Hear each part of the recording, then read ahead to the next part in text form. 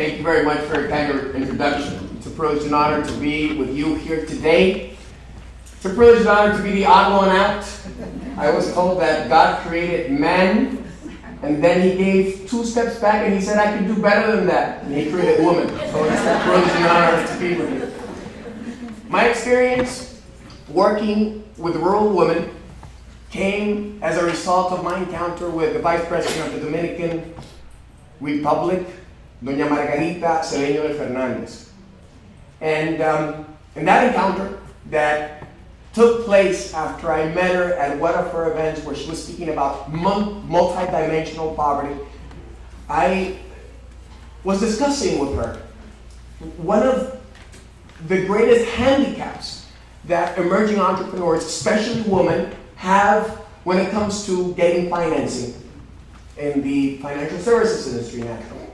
And that handicap is the fact that most entrepreneurs, emerging entrepreneurs in the rural area, engage in the development of their businesses based on a trial and error method.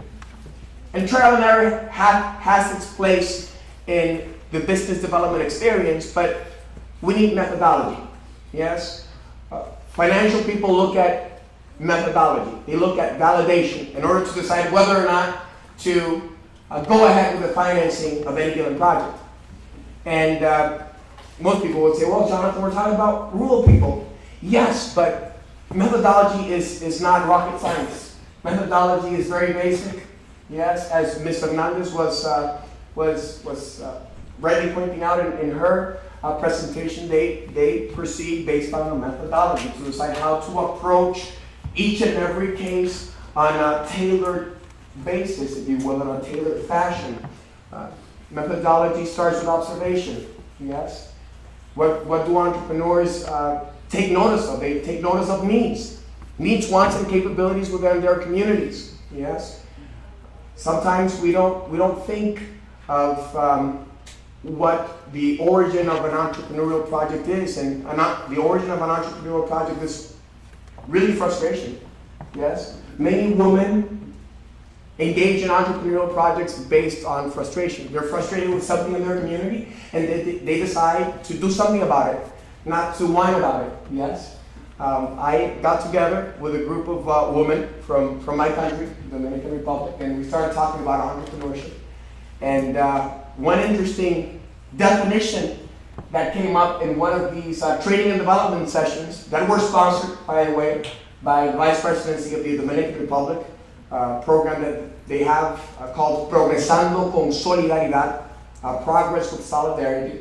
And one of the aims of this program is to empower women with technical skills. And what this session in particular was dedicated to raising the awareness about, can you hear me if I move? I like moving. Raising the awareness of what entrepreneurship is all about. So in that session, we were asking women, what do you think entrepreneurship is? I'm going to ask you, what do you think what entrepreneurship is? What comes to mind when you hear the word entrepreneurship? The first word that comes to mind. Creativity. Creativity. What else? Diversity. What else? Autonomy. I was going to say independence. Independence, yes. And interdependence. And also destruction. Destruction. Entrepreneurship is destruction, yes. And what we need in order to empower our men and women in the rural area is to destroy a system that has neglected the capabilities of rural economies. And that system is the patronage system, regrettably so. Yes. The patronage system that focuses on the mass of the population that in developing countries and also in the developed world is concentrated in urban areas. Yes. That is at the macro level. At the micro level, you destroy things that you don't like in the economy.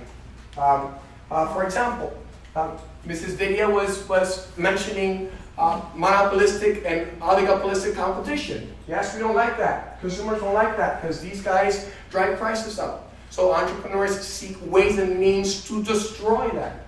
Yes, that's what Henry Ford did. He destroyed a monopoly in the area of automobile production. Yes, there were automobiles before Henry Ford started producing automobiles. Yes, but these automobiles were for the ultra-rich.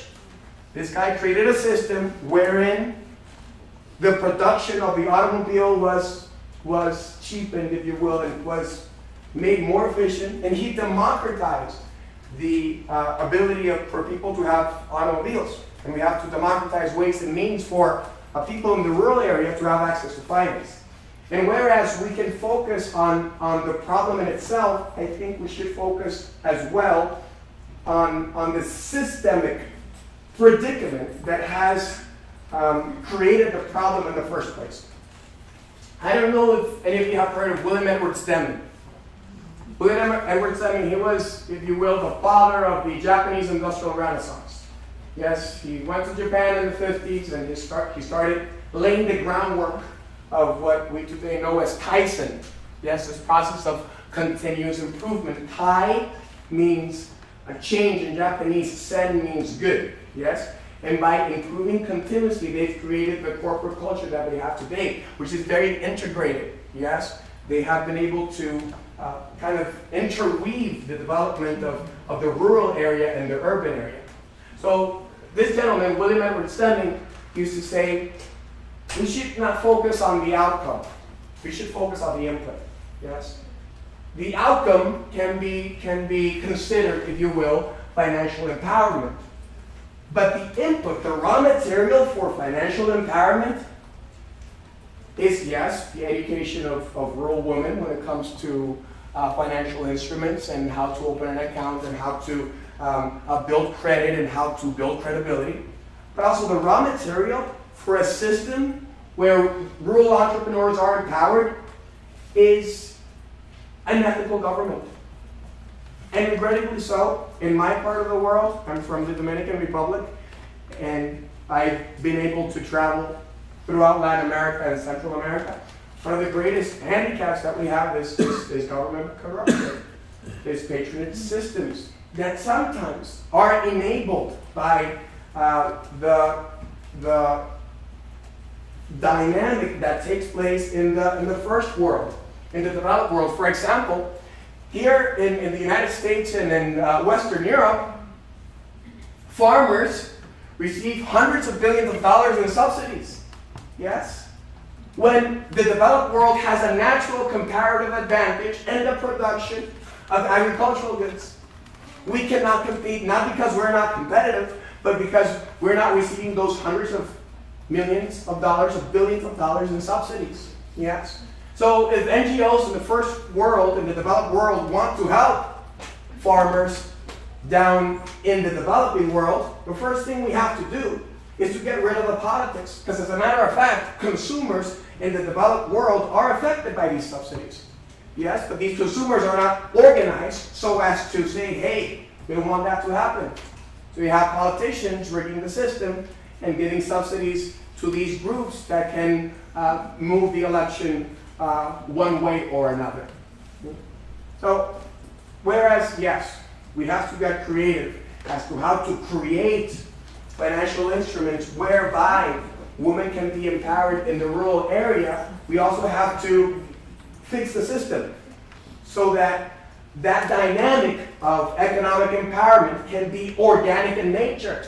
Yes? For example, this program, Progresando con Solidaridad, has done great things in the Dominican Republic. The International Development Bank put out a study about a year and a half ago, wherein it was able to determine that without this program, in the absence of this program, the level of extreme poverty in the Dominican Republic would be 24% higher. And the level of absolute poverty would be 6% higher. And you would ask, well, Jonathan, what is this program about? What is this program all about? Well, it's about conditional cash transfers. Yes? But these conditional cash transfers are not merely means tested. Yes? They require that these women go to training and development sessions like these. You see, this is not only okay if you are regarded as poor, indigent in some way, shape, or form. We're going to give you money, and we're going to perpetuate actually your level of indigence, because once you grow out of there, then you're not going to receive the money. So people sometimes don't have an incentive to grow out of that category. But through this program, yes, the Vice President has envisioned a dynamic wherein rural women, yes, are not incentivized to stay in their current predicament, but through education, yes, they can actually use this as a stepping stone. And at the end of the program they graduated, they no longer need the cash transfer because they're profitable organically so. One other aspect of the system that I would like to mention before I conclude is the fact that in our countries, we have a wide income disparity, as you know, and that is because of the fact that whereas we have grown economically, say the Dominican Republic has grown, is one of the fastest growing economies in Latin America. Yes, we've had a lot of growth, but we have not had a level of development that is commensurate with that level of growth. And that is because of the fact that the growth that has taken place is highly concentrated. And it has not spilled over to the rest of the population because of the fact that capitalists are not paying workers what they ought to pay them. They're not. And what are capitalists ought to pay workers? Well, workers ought to receive remuneration as a function of the value that they add. And workers are not being granted the opportunity to add more value because our economies have focused on the production of primary goods. Because why? Why is this? Why would an economy focus on the production of primary goods? Yes, if it has all the wealth in the world, if it has all the wealth in the world, mind you, Latin America is one of the richest parts of the world. You know why the British and the French and the German came to New England back in the 1600s? It wasn't because this was the creme of la creme. Yeah? It was because this was all that there was left. The Spaniards and the Portuguese got the best life. All the gold, all the cheap labor was down there. They came up here, they didn't find anything, so they became what? Entrepreneurs. They generated value. See, our economies were built upon a culture of extraction. Yes? And we're trying to break away from that. But regrettably so, the system is perpetuating that system. So let's go back to the primary goods argument. In the Dominican Republic, we have an oligopolistic economy, wherein a lot of goods and services that we could produce competitively at home are being imported. And the richest men and some women in my country are importers. They're not exporters. And because of their economic capital, they have a lot of political capital. So they don't necessarily want the rural sector to make the transition to the value-added sector, because then they would substitute their imports. Yes. Now we have all the raw material. Yes. Not only at the level of our natural resources, but also at the level of our human capital, to add value to those primary goods in order to export them as value-added goods. But we don't do that. Is the Dominican Republic known for producing gourmet chocolate? No. Switzerland is. And Switzerland doesn't produce an ounce of cocoa. You see, the global south has traditionally exported primary goods and imported primary goods. What do? We export sugar and we import candy. We export cocoa, we import chocolate. We export leather, we import shoes. We export iron, we import steel. Yes, and that's what Raul Prebisch from the CEPAL described as deteriorating terms of trade. What is your name, sir? Muna. Say your income goes from $100,000 a year to $150,000 a year. Are you going to consume more sugar? Not necessarily. I mean, all the sugar you could consume, you bought with those for $100,000. If you have additional income, then you have more discretionary income, and you're going to buy gourmet chocolate, if you will. Yes? So what does that tell us? It tells us that the global south is not participating in the increases in wealth that are taking place around the world. Yes? the countries, the entrepreneurs that are participating in that increase in wealth are those that are adding value to the primary good. Yes? If we are to entice the heavyweights in the financial industry to the rural area, we need to go into the value-added sector in the global south. And in order to do that, we need to destroy the patronage system, wherein we have people making decisions not in the best interest of the economy as a whole, but in the best interest of their likelihood of being reelected to office. And I am glad to have participated with a program like Progresando con Solidaridad, with the Vice President of the Dominican Republic, that has opted not to work in order to be popular in the next generation, in the next election, I'm sorry, but she has worked in order to ensure the best interest of the next generation. And I think that if we replicate programs like this throughout Latin America and throughout the global south, we would be taking a significant step toward changing the system. And if we leave with anything from this brief talk that I've given, let's keep with the word destruction, Jonathan. But why destruction? Yes, because we need to destroy a lot of things. You see, entrepreneurship is creative and destructive. That's how Schumpeter described it, a creative and destructive dynamic. And the only way in which we're going to destroy that which is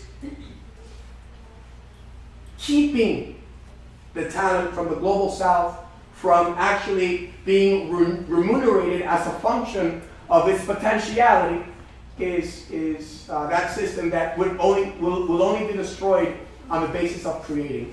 You see, we have things like Chavez in Venezuela that wanted to destroy the system, but not by creating something better, but by promising something that does not work.